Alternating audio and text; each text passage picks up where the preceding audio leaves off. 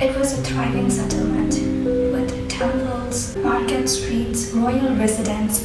It was once structured and prosperous, but by the 18th century it was abandoned. Historians suggest famine, regional wars, political instability, and so on. But there is still no clear evidence why this fort has been abandoned. The architecture remains intact, the layout is still visible, but life ended abruptly when history leaves the gap. Legends start to swarm around. Before fort existed, a hermit named Guru Balanath meditated on this property. The palace shadow must never touch his sacred spot. If it did, the destruction would follow. As the fort expanded vertically, one evening, the shadow crossed the boundary. Soon after that, decline began.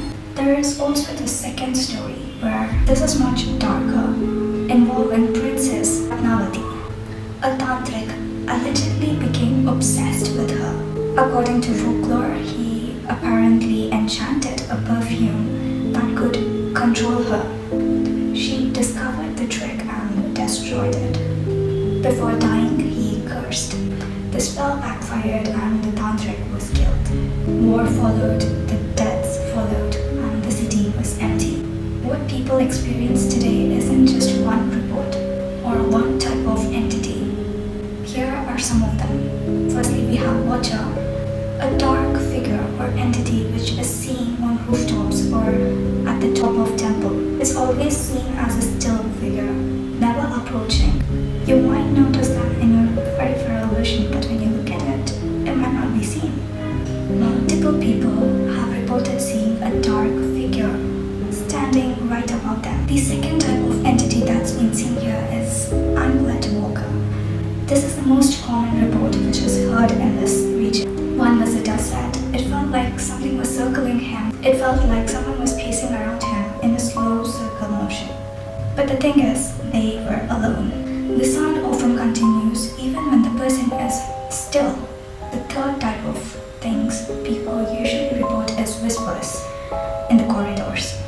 Inside old market layouts, people hear whispers. It's not just one whisper, it's many people talking.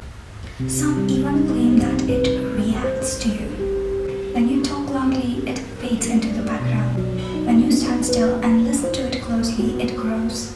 Skeptics say it's wind and acoustic. That is possible, but the wind doesn't stop when you stop.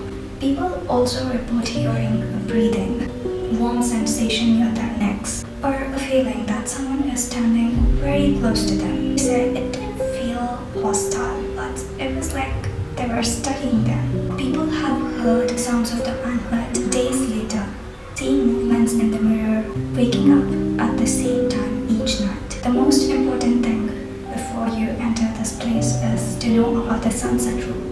Here's what separates this Bhangarh Fort from others. Archaeological Survey of India has officially prohibited entry before sunrise and after sunset. It's not just a recommendation, it's a rule here. Many historical sites close at night.